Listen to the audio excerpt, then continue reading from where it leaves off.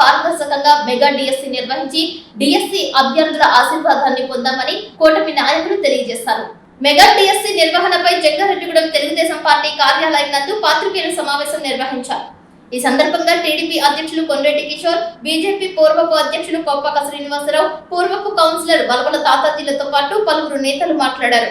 దేశ చరిత్రలో ఎన్నడూ లేని విధంగా పారదర్శకంగా నిర్వహించిన మెగా డిఎస్సిపై సర్వత్రా హర్షం వ్యక్తమవుతుంటే డిఎస్సి నిర్వహణపై ఆందోళనలు, రిలే నిరాహార దీక్షలు చేయడంపై అభ్యంతరం వ్యక్తం చేశారు.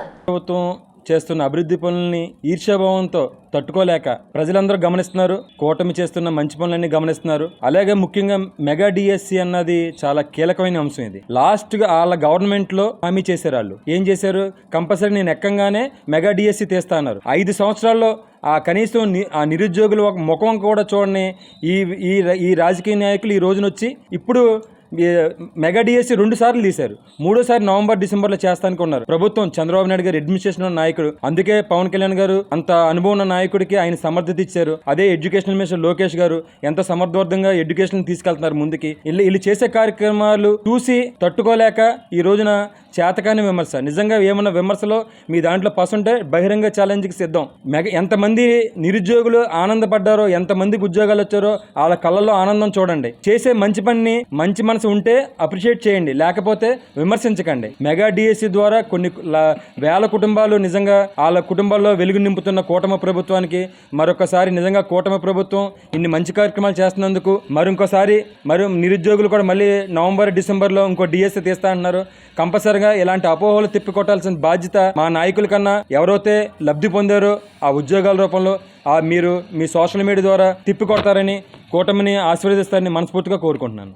ఈ రోజున ప్రతిపక్ష హోదా లేని వైసీపీ పార్టీ కూడా ఇవాళ జంగాడూరులో డిఎస్సి దాని మీద ఒక రిలే నిరాహార దీక్షలు పెట్టారండి. ఈ నిరాహార దీక్షల్లో అసలు నిరాహార దీక్షల్లో డిఎస్సి సంబంధించిన ఉద్యోగస్తులు కానీ ఎవరో కూడా ఆ సంబంధించిన చదువుకున్న యువత కానీ ఎవరో కూడా కూర్చోలేదండి. వైసీపీ పార్టీ నాయకులు, వైసీపీ పార్టీ ముసలి యువత అందరూ కూడా కూర్చున్నారండి. వీళ్ళందరూ కూడా ఏదో ప్రజలను ఉద్దేశించి మేము ఏదో మంచి చేస్తామని చెప్పని ఎప్పుడూ కూడా ఏదో ఒకటి మనుగడ చూపించుకోవడానికి వాళ్ళు ఇలాంటి పెడుతున్నారండి. ఇవాళ ఏ విధమైన అవకతవకలు చెప్పలేదని ఎడ్యుకేషనల్ డిపార్ట్మెంట్ ప్రిన్సిపల్ సెక్రటరీస్ అందరూ కూడా చెప్పారండి. దీని తాలూకా వీళ్ళు కూడా వైసీపీ వాళ్ళు కూడా హైకోర్టుకి వెళ్తే హైకోర్టు కూడా ఇదంతా పారదర్శకంగా జరిగింది, ఇక్కడ ఎక్కడా ఎటువంటి అవకతవకలు ఈ డిఎస్సీలో ఎటువంటి అవకతవకలు జరగలేదు, ఇవంతా కూడా చాలా జెన్యూనిటీగా జరిగిందని చెప్పి తెలియజేసుకుంటున్నారండి.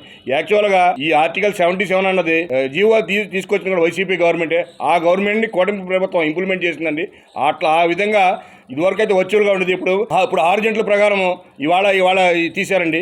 ఈ విధంగా అంతా కూడా జెన్యూనిటీగా అందరూ కూడా ఎక్కడా కూడా ఏ డిఎస్సి అభ్యర్థి కూడా ఎవరో కూడా ఇవాళ పేరెడతానికి లేకుండా అందరూ కూడా సంతోషంగా హ్యాపీగా ఉద్యోగాలు చేసుకున్నారండి. అయినా కూడా ఏమీ ఏదో ఇది ప్రజలకు ఏదో ఒకటి మనుగడ తెలుపుకోవడానికి ఇట్లాంటి కార్యక్రమాలు చేస్తుందండి. ఇవాళ ఎప్పుడు ఇచ్చినా కూడా తెలుగుదేశం పార్టీ గవర్నమెంట్లోనే డిఎస్సీలు తీశారు. ఎప్పుడు కూడా తెలుగుదేశం పార్టీ చంద్రబాబు నాయుడు నాయకత్వంలో కూటమి ప్రభుత్వంలో ఇచ్చామండి ఉద్యోగాలు కూడా, డిఎస్సీ ఉద్యోగాలు ఇచ్చామని తెలుసుకుంటూ ఇవాళ మేమందరం కూడా ఈ కూటమి ప్రభుత్వంలో భాగస్వామ్యానికి మేమందరం కూడా చాలా గర్వంగా చెప్పుకుంటూ ఈ రేపు 2-3 నెలల్లో కూడా మరో డిఎస్సీ తీస్తున్నారండి. ఇవాళ ప్రజలందరూ కూడా ఎవరో కూడా చదువుకున్న నిరుద్యోగ అందరూ కూడా ఎవరో భయపడక్కర్లేదండి. డిఎస్సీ తొందరలో మళ్ళీ ఇంకో డిఎస్సీ తీస్తున్నారు. 2-3 నెలల లోపల అది కూడా జరుగుద్దండి. అప్పుడు కూడా మొన్న పారదర్శకంగా అందరికీ కూడా ఉద్యోగాలు తెలియజేసుకుంటూ సెలవు తీసుకుంటాం. మరి ఈరోజు జంగారెడ్డిగూడెం కూటమి నాయకుల ఆధ్వర్యంలో వైసీపీ చేస్తున్నటువంటి ఈ పొలిటికల్ నిరాహార దీక్షల డ్రామాలు ఏవైతే ఉన్నాయో వాటిని పూర్తిగా ఖండిస్తున్నాం. దీంట్లో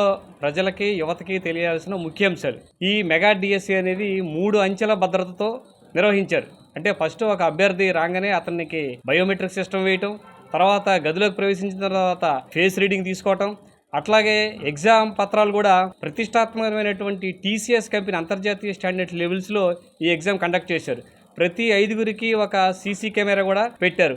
అట్లాగే ఆన్లైన్ ఎగ్జామ్కి సంబంధించినటువంటి ప్రశ్నపత్రాలు నిపుణులు 48,000 ప్రశ్నలు తయారు చేసి దాన్ని జంబ్లింగ్ పద్ధతిలో పక్క వాళ్ళకి ఏ ప్రశ్నపత్రం వస్తుంది, ఇటు కూర్చున్న వాళ్ళకి ఏ ప్రశ్నపత్రం వస్తుందో కూడా తెలియదు. అలాగే అభ్యర్థికి మధ్య తెరలు కూడా కట్టారు. ఇవన్నీ కర్ణ కఠోరమైనటువంటి వాస్తవాలు. ఇన్ని వాస్తవాల్లో అత్యంత ప్రతిష్టాత్మకంగా నిర్వహించినటువంటి ఎగ్జామ్లో కాల్ లెటర్స్ సహజంగా అందరికీ వస్తాయి. మెరిట్ ఉన్న వాళ్ళకి, అంటే 80 మార్కులు 85 మార్కులు వచ్చిన వాళ్ళకి. కాల్ లెటర్లు వచ్చిన వాళ్ళందరూ ఉద్యోగస్తులకి రావు. కాల్ లెటర్లు వచ్చిన తర్వాత తర్వాత వాళ్ళకి ఎన్ని మార్కులు వచ్చినాయి, వాళ్ళ సర్టిఫికెట్లు ఏంటి అన్ని పరిశీలన చేసిన తర్వాత అయితే ఇందులో ఒక ప్రత్యేకమైనటువంటి విషయం ఏం చేశారంటే, సాధారణంగా కొంతమంది నకిలీ సర్టిఫికేట్లు కానీ, నకిలీ స్పోర్ట్స్ కోటాలకు కానీ, నకిలీకి సంబంధించిన సదరన్ సర్టిఫికేట్లు కానీ పెట్టి ఉద్యోగాలకు వస్తుంటారు. వాటిని ఏ రకంగా ఏరివేశారంటే, ఎవరైతే మెరిట్ ఉన్న విద్యార్థి తన సర్టిఫికేట్లు తీసుకున్నాడో వాటిని ఆ యూనివర్సిటీలకు సంబంధించి వెబ్సైట్లోకి వెళ్ళి అవి ఒరిజినలా కాదని నిర్ధారించుకున్నారు. అట్లాగే స్పోర్ట్స్ సంబంధించినటువంటి కోటా ఏదైతే ఉందో అవి శాప్ వెబ్సైట్లోకి వెళ్ళి నిజంగా స్పోర్ట్స్ కోటాలో అతను సర్టిఫికేట్ తీసుకున్నా లేదా వెరిఫై చేశారు. అలాగే వికలాంగుల కోటాలో వచ్చిన విద్యార్థులు ఎవరైతే ఉన్నారో వాళ్ళని సదరన్ సైట్లోకి వెళ్ళి నిజంగా గవర్నమెంట్ అప్రూవ్ చేసిందా లేదా అనేది ఎంత పారదర్శకంగా ఇన్ని అంచెల్లో దీన్ని పూర్తిగా ప్రక్షాళన చేసి ఆ 15,941 మంది విద్యార్థులకి నిష్పక్షపాతంగా ఉద్యోగాలు ఇవ్వడం అనేది జరిగింది. 2, దీని మీద వైసీపీ ప్రభుత్వము 77 జీవోని రిజర్వేషన్లు వెర్టికల్ గా కాకుండా హారిజంటల్ గా తప్పుడు దావలా ఇచ్చారని చెప్తున్నారు. హారిజంటల్ గా కావాలని అడిగిందే మీరు, 77 జీవోని తెచ్చిందే మీరు, దాన్ని ఇంప్లిమెంట్ చేసిన కూటమి ప్రభుత్వం. హారిజంటల్ గా అంటే ఇక్కడ ఒక బీసీ కేటగిరీలో 100 ఉద్యోగాలు ఉన్నప్పుడు 33% మహిళలకు రిజర్వేషన్లు పోను ఎక్సెస్ వస్తే ఎక్సెస్ని ఫిల్టర్ చేసి మిగిలిన వాళ్ళు ఏ కోటాలో వచ్చారు, వాళ్ళు స్పోర్ట్స్ కోటాలో వచ్చారా లేకపోతే సదరన్లో వచ్చారో చూసుకుని వాటిని అలాట్మెంట్ చేస్తారు. ఇది అత్యంత పారదర్శకంగా జరిగింది కాబట్టి మీరు కోర్టుకి వేస్తే జడ్జి గారు దీన్ని అన్ని కోణాల్లోనూ పరిశీలించి ఎంట్రన్స్ దగ్గర నుంచి వెరిఫికేషన్ దగ్గర నుంచి రిజర్వేషన్ల దాని దగ్గర నుంచి మొత్తం పరిశీలించి ఎటువంటి అవినీతి జరగలేదు. విద్యార్థులు ఎవరైతే ఉద్యోగాల కోసం వచ్చిన అభ్యర్థులు ఉన్నారో ఇవన్నీ కూడా పారదర్శకంగానే జరిగినాయని చెప్పి కోర్టు కూడా కొట్టేసింది. అయినా సరే మీరు ఇంకా రోడ్లెక్కి జెంజీ అంటే ఎవరు? 22 సంవత్సరాల లోపున్న వాడు జెంజీ. 30 సంవత్సరాలు 40 సంవత్సరాలు గడ్డాలు తెరిచిపోయి కూర్చుని మేము జెంజీలని ఉద్యమాలు చేస్తే ప్రజలు ఏ రకంగా నమ్ముతారు?